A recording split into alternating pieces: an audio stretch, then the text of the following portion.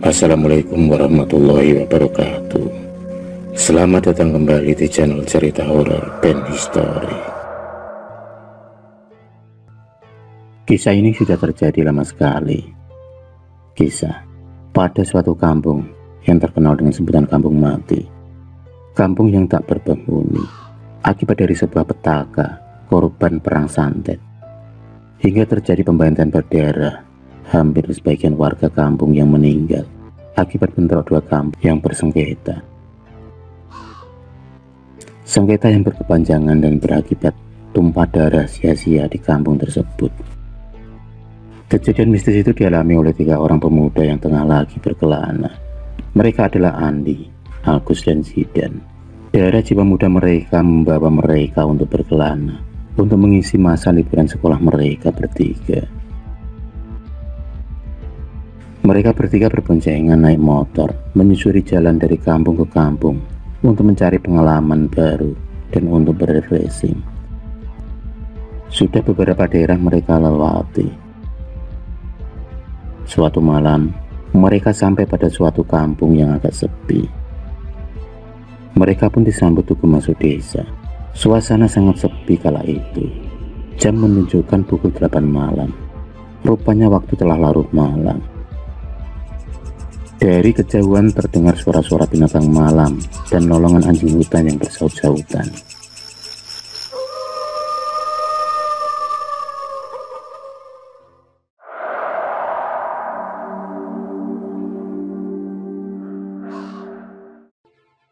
Mereka berpapasan dengan beberapa orang, tapi pandangan orang-orang tersebut agak aneh. Mereka hanya diam membisu, tak ada sepatah kata pun menyapa.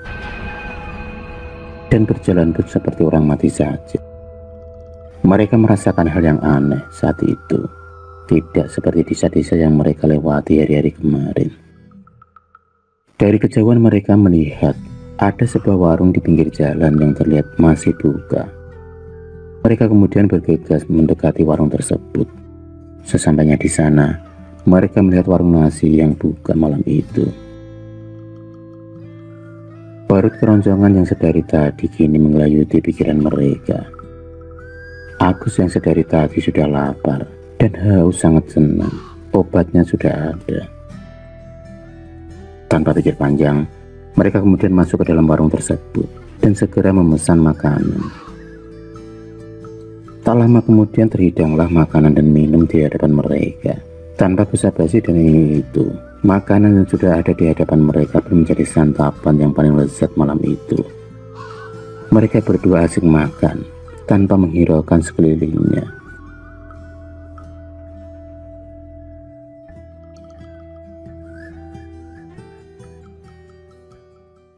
Setelah selesai makan dan kenyang, mereka bertiga kemudian meninggalkan warung tersebut.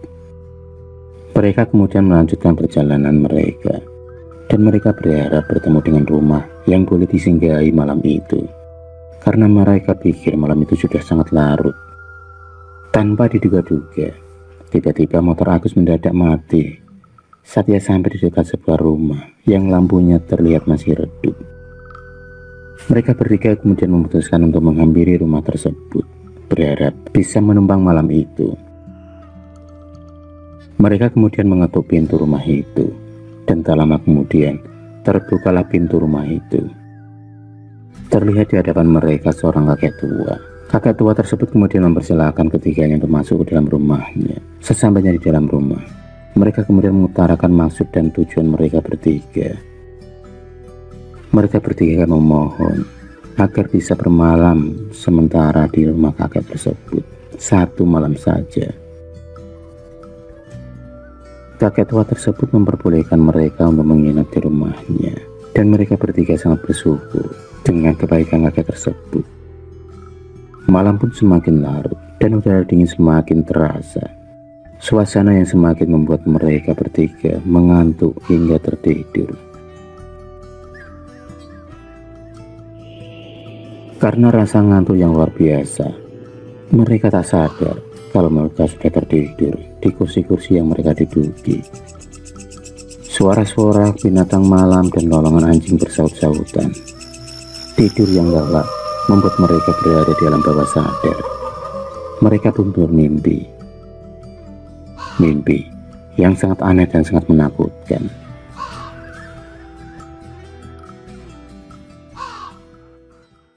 Saat itu mereka seperti berada di sebuah perkampungan yang banyak orangnya.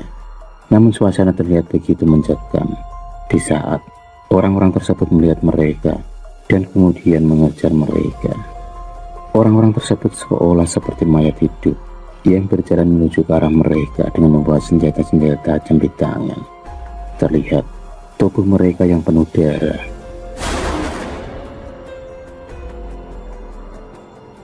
Mereka bertiga kemudian berlari berusaha untuk menyelamatkan diri. Agus dan Andi berhasil menyelamatkan dan bersembunyi di sebuah ruangan yang sangat kecil. Tapi mereka melihat Zidan yang ditangkap oleh orang-orang tersebut, diseret dan dibawa entah kemana. Andi dan Agus bingung harus berbuat apa. Di sisi lain, mereka sendiri ketakutan yang luar biasa.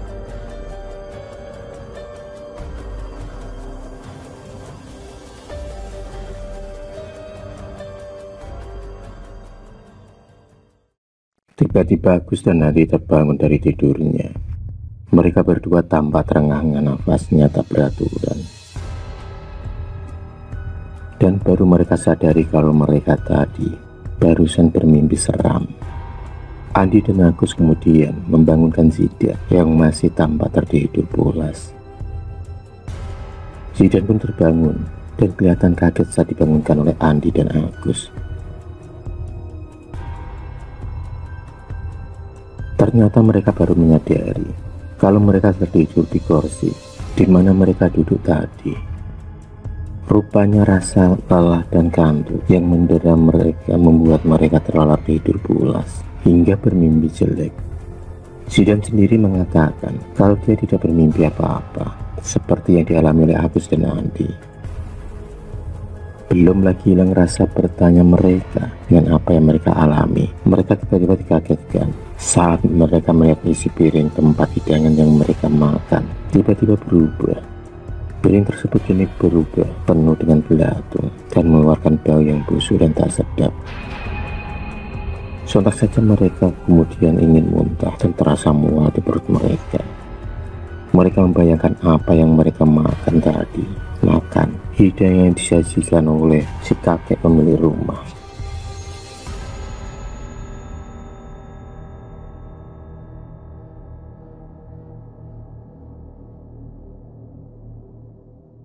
Mereka bertiga kemudian berusaha mencari kakek si pemilik rumah. Dicari ke sana kemari namun tak ketemu. Panggil-panggil juga tak menjawab. Sampailah mereka bertiga di sebuah kamar yang pengap dan penuh debu dan sangat gelap. Samar-samar mereka melihat tulang belulang seorang manusia yang tergeletak, tinggal tulang saja. Mereka bertiga pun langsung lari tunggal langgang berhamburan keluar rumah. Mereka merasa ada yang aneh dengan rumah tersebut dan juga kampung tersebut, kampung yang tak wajar.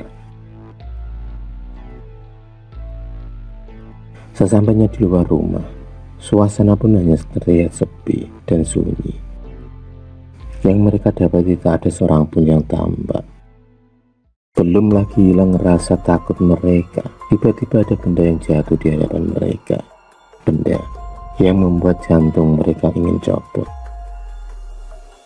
Benda tersebut ternyata adalah sebuah kepala manusia yang menggelinding jatuh tepat di hadapan mereka. Alhasil, mereka bertiga pun lari dengan langkah lagi sekuat tenaga.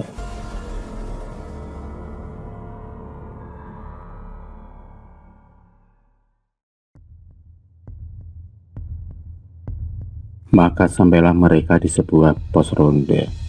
Mereka melihat ada dua orang yang tengah lagi berjaga di sana.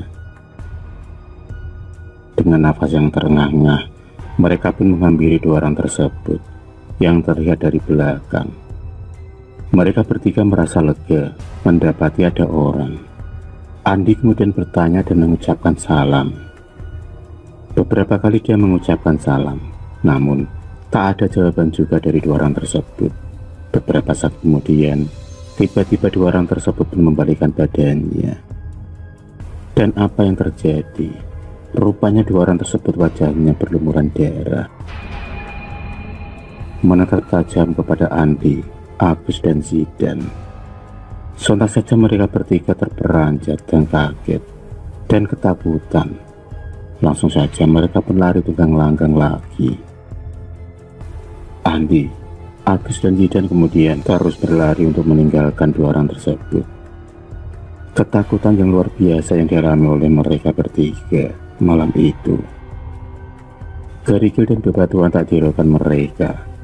Dalam hati mereka hanya ingin menyelamatkan diri dan menghindari mereka. Mereka pun lari sekencang-kencangnya seperti habis dikejar setan.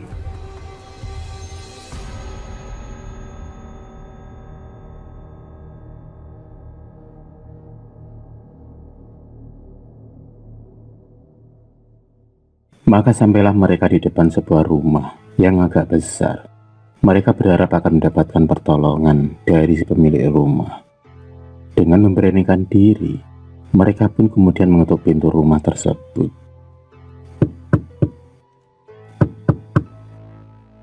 Namun beberapa kali dia mengetuk pintu, tak ada jawaban sama sekali dari dalam rumah. Ternyata pintu tak terkunci, dan kemudian pintu itu pun membuka pelan dengan sendirinya. Andi, Agus, dan Zidan mencoba memberanikan diri untuk masuk ke dalam rumah tersebut, berharap pada orang yang dapat mereka temui malam itu.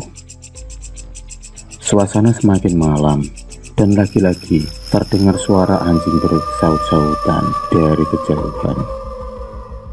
Tiba-tiba mereka bertiga mencium bau anyir darah dan bau busuk seperti bau bangkai. Maka mulai merindinglah mereka lagi.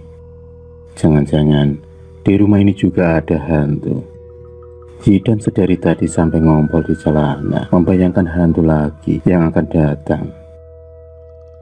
Sejurus kemudian mereka dibuat kaget saat ada sekelebat bayangan melompat di depan mereka. Dan ternyata itu adalah seekor kucing hitam. Ah, bikin kaget saja, ujar Andi di dalam hati.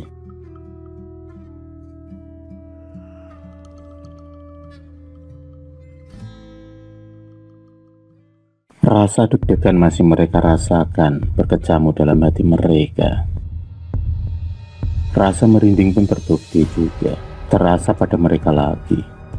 Belum hilang rasa takut mereka, tiba-tiba dari arah pojok dapur terlihat sosok pocong yang berdiri memandang mereka. Mata merah yang melihat mereka, muka yang hancur dan penuh darah di mana-mana. Sosok pocong itu kelihatan gosong seperti terbakar. Andi yang melihat pertama kali langsung pingsan seketika saat itu.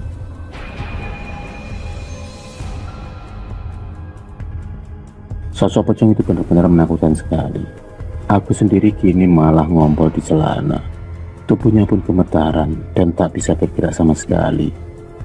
Rasa kesemutan terasa di seluruh tubuhnya. Zidan mencoba berlari berbalik arah.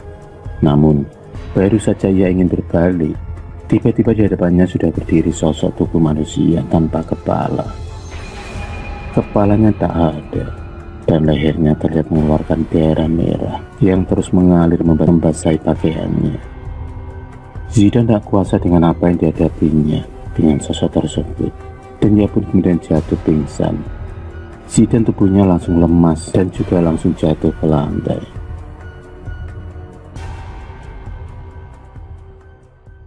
Pagi pun tiba, terdengar suara burung kecil yang bersaut-sautan. Agus, Andi, dan Zidan terbangun. Sama-sama dalam pandangan mereka seorang kakek tua dan anak gadis cantik di hadapan mereka.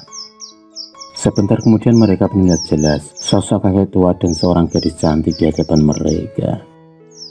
Mereka pun bingung berada di mana mereka ini. Mereka bingung ada di sebuah rumah.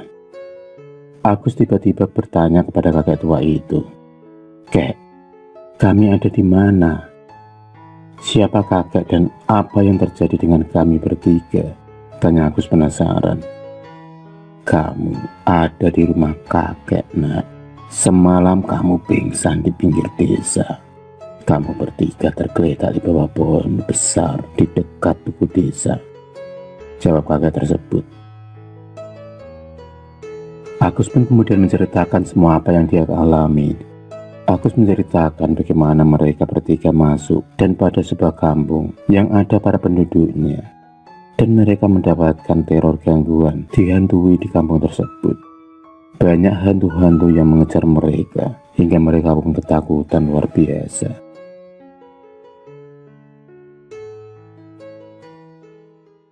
Kakek tua yang bernama Mbak Amin kemudian menceritakan kalau pada saat itu dia menemukan mereka tengah pingsan tak sadarkan diri di pinggir jalan di bawah pohon tua. Mbak Amin kemudian menceritakan tentang kampung yang mereka bertiga baru saja temui. Kampung yang penuh cerita menyayat hati dan tragedi yang terjadi pada penduduk kampung tersebut. Kampung tersebut sudah lama mati, tak berpenghuni. Tak ada orang yang meninggali kampung tersebut. Warga desa lain di sekitar kampung tersebut sudah paham tentang kisah dan asal mula kampung tersebut menjadi kampung mati. Mbah Amin kemudian menceritakan kalau kampung itu dulunya baik-baik saja. Hingga suatu hari, ada salah satu warga yang diduga memiliki ilmu hitam dan menggunakan santet. Beberapa warga dan warga tetangga dipercaya terkena serangan santet tersebut. Sebut saja namanya Pak Markum. Dia memang dikenal mempunyai ilmu supranatural. Awal mula tragedi itu terjadi di saat ada seorang gadis yang meninggal dari desa sebelah, yang kemudian menuduh Pak Markum lah biang atas semua itu.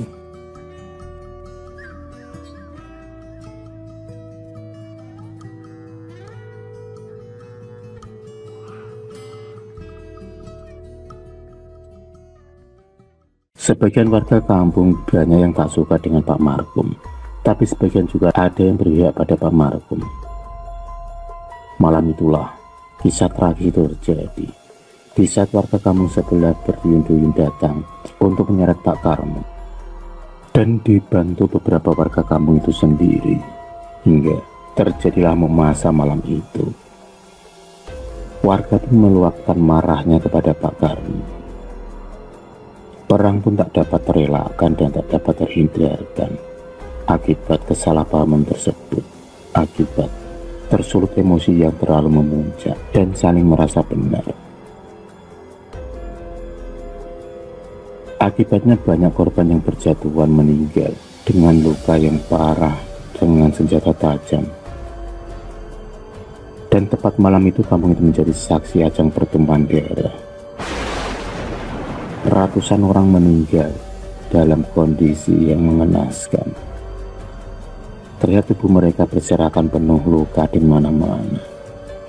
Setelah kejadian kelam itu, beberapa warga penduduk desa yang tersisa kemudian meninggalkan kampung tersebut karena sering terjadi hal-hal yang aneh dan menyeramkan di kampung tersebut. Setelah pertumpahan darah malam itu, mereka merasa trauma dan takut, sehingga mereka memilih untuk meninggalkan dan berpindah ke tempat yang lain. Hingga bertahun-tahun lamanya sampai sekarang, kampung tersebut masih saja kosong dan tak berpenghuni. Dan kampung itu pun memiliki sebutan kampung mati.